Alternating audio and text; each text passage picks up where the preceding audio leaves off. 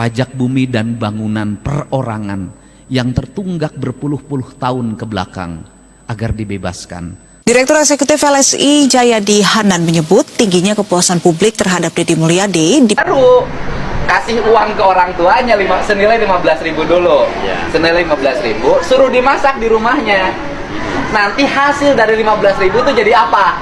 Saya rasa Prabowo, para menteri yang rara pasti terkejut teman-teman melihat Kang Deddy Mulyadi. Terus ya, Kang Deddy gebrakan demi gebrakan yang mana menguntungkan warga Jawa Barat.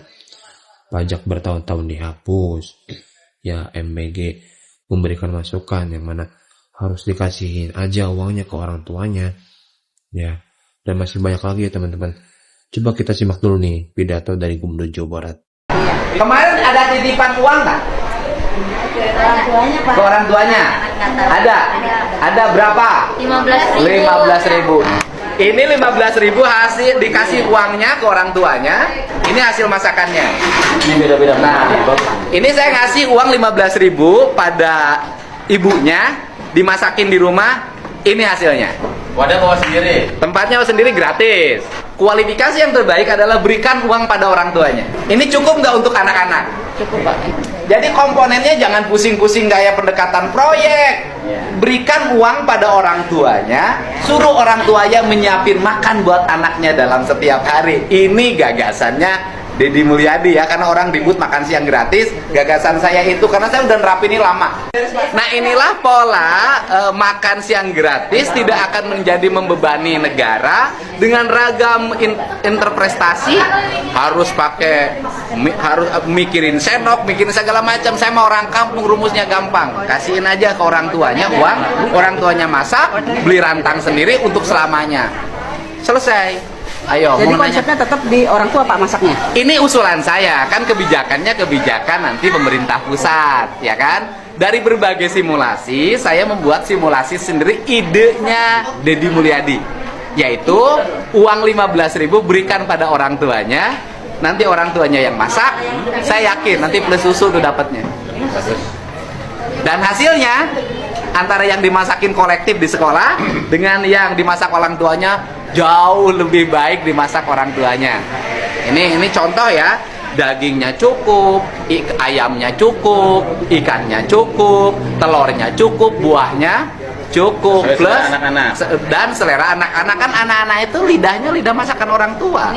Nah, nanti kemudian orang tuanya jadi rajin bangun pagi karena dapat 15.000 untuk masak anaknya. Kalau anaknya satu, kalau anak yang disekolahin di SD-nya 5,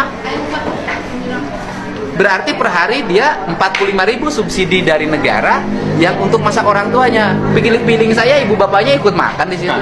Dan saya tidak aneh dengan gagasan makan siang gratis karena dulu saya sudah mengajak orang tua siswa memasak untuk anaknya di sekolah, dan saya waktu itu sekolah mensubsidi telur dan Terhitung pembayarannya hanya tahun ini dan ke depan. Menguasai kekayaan alam hak kita, tetapi persoalannya apakah menguasai kekayaan yang sangat luas itu memberikan penderitaan tidak bagi orang lain. Kemerdekaan tidak bisa ditafsirkan secara sepihak. Kemerdekaan harus ditafsirkan secara kolektif. Dalam semangat apa? Dalam semangat konstitusi negara yang diatur dalam Undang-Undang Dasar 1945. Maka di hari kemerdekaan ini ada Pak Bupati Bandung Barat hari ini. Saya hari ini mengeluarkan surat edaran pada seluruh bupati wali kota untuk sifatnya ajakan, sifatnya himbauan. Karena setiap daerah punya otonom untuk menentukan sikapnya masing-masing. Himbauan dan ajakannya adalah, ini adalah sintesa dari berbagai problem yang bergelut. Kenapa? Nunggu yang bayar nunggak ya tidak akan pernah ada. Tetapi membebaskannya agar dia ringan menjadi manusia yang merdeka. Kemudian membayar dengan hanya tahun ini jauh lebih meringankan. Itu sudah saya praktekkan dalam pembayaran pajak kendaraan bermotor. Ini spirit pemimpin menangkap gejolak yang terjadi, keinginan yang berkembang. Untuk itu saya minta pada saudara-saudara semua, adik-adikku, putra kusuma bangsa, beberapa tahapan akan Anda alami sebagai manusia, sebagai generasi.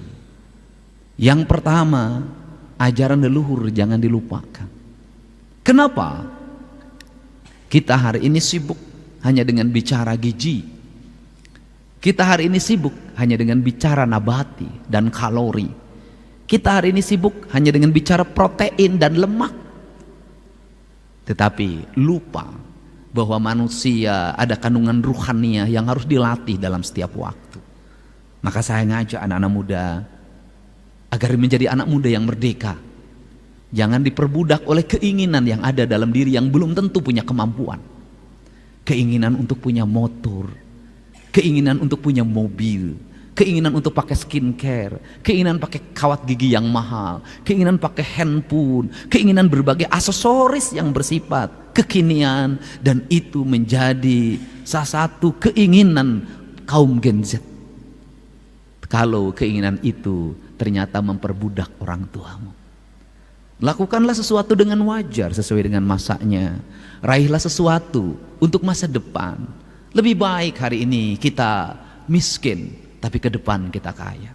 Lebih baik hari ini perut kita sering dikosongkan untuk puasa Senin Kamis, tapi suatu saat kita kelebihan makanan untuk dibagi sama orang. Lebih baik hari ini kita berjalan kaki, dianggap badui oleh orang lain yang pikirannya sempit, padahal itu adalah pemahaman ilmu kesehatan yang hakiki. Tetapi suatu saat kita memiliki banyak kendaraan. Lebih baik kita tidak piknik-piknik jauh, tapi meneliti tumpukan sampah di samping rumah kita, meneliti hamparan rumah yang kosong untuk diisi tanaman, mengisi hamparan-hamparan sawah yang orang kemudian meninggalkannya. Tapi suatu saat kita menjadi orang yang mampu mengendalikan pangan dunia. Lebih baik kita hari ini melihat jam tangan yang jelek dan diperbaiki, radio yang jelek kita perbaiki, TV yang hampir mati kita perbaiki dan kita gunakan.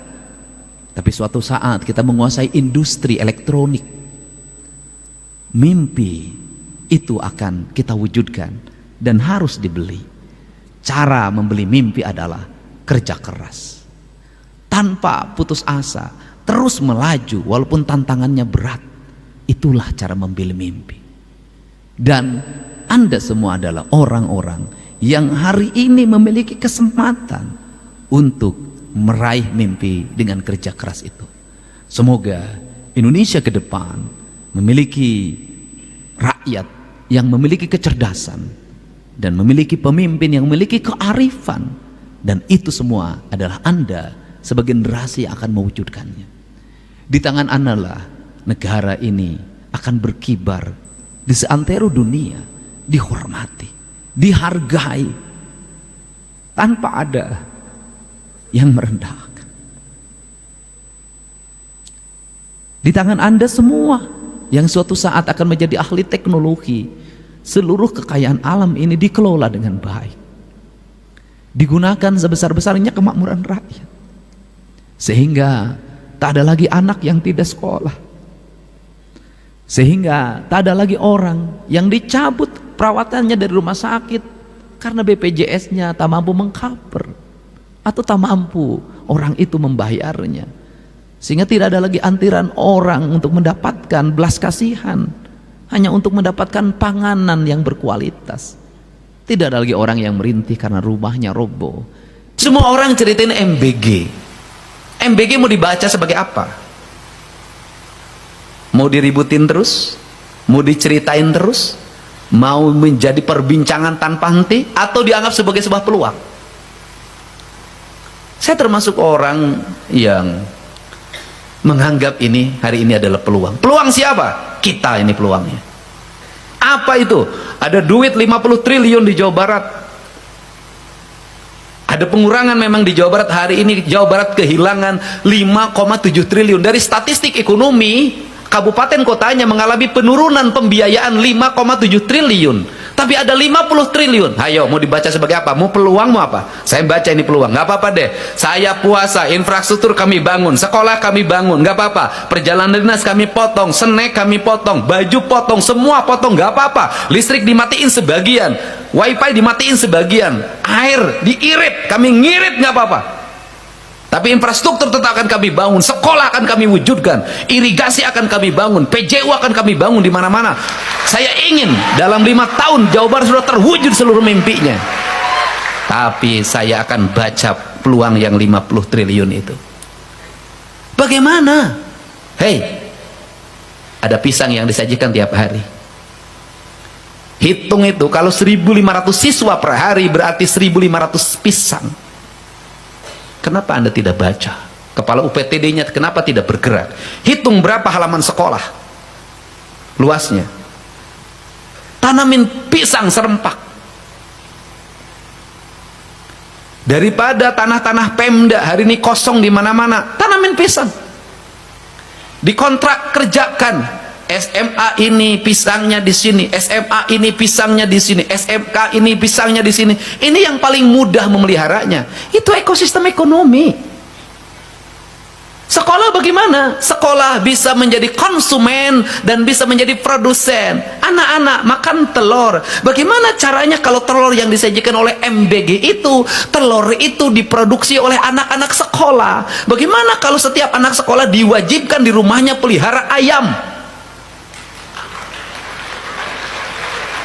Anda mau menganggap apa? Menganggap peluang, menganggap tantangan. Pelihara ayam diwajibkan, sudah pelihara ayam. Kalau pelihara ayam maka ada siklus. Sisa MBG yang tidak dimakan itu dikarungin, bawa ke rumah, kasih makan ayam. Apa tidak berputar? 50 triliun jangan dibuang. Ini peluang menurut saya. Nah, bagaimana anak sekolah itu nanti datang ke sekolah, muda ke depan, saya ingin ke depan, keinginan saya dapurnya itu di sekolah saja. Ini keinginan saya. Ya sudah, yang sekolah penduduk, yang sekolahnya siswanya 1.000, ya dapurnya di situ, minimal dekat di situ. Ya kalau seperti itu pengelolanya kan bisa, oh, ibu-ibunya yang tiap hari, hai, udah masak weh. Daripada hai. Nah kemudian di situ disuruh ngelola. Kalau di situ suruh ngelola, maka nanti beli telurnya dari mana? Dari komponen yang 10.000 tidak boleh terkurangi itu. Ya itu siswa lumayan. Saya mah cuman bawa seminggu teh setengah kiloan, jual, beli, siklus ekonomi. Bayangin, makanannya dimakan oleh kita, produk untuk makanan itu diproduk oleh kita. Di depan sekolah udah nggak usah tinggi-tinggi pelajaran biologi luhur teuing, aing teu ngarti. Nges, keberhasilan biologi cuma satu aja, melak tomat sukses, berarti biologinya sukses. Sudah, apain sih teori banyak amat? Digantung-gantung di sekolah. Nanam cabai sukses, berarti biologinya 9. Udah. Buat apa biologi 9 si ai cabai meuli? Di sekolah tanam terong, sayur, kacang panjang, semua sekolah penuh. Pulang sekolah geus eta we, lesna eta we. Ayo gerakin. Bayangin Pak, sekolah jadi hijau, sayurannya diproduksi, dibelinya oleh dapur MBG, dimakannya oleh kita. Ingat, duit itu tidak lari, jadi siklus ekosistem ekonomi. Kemudian kalau setahun 50 triliun, tahun depan berarti 4 tahun ada 200 triliun uang berputar di Jawa Barat. Siklusnya muter, tidak pergi keluar. Saya yakin ini negara makmur ini, asal kita mau baca ini peluang.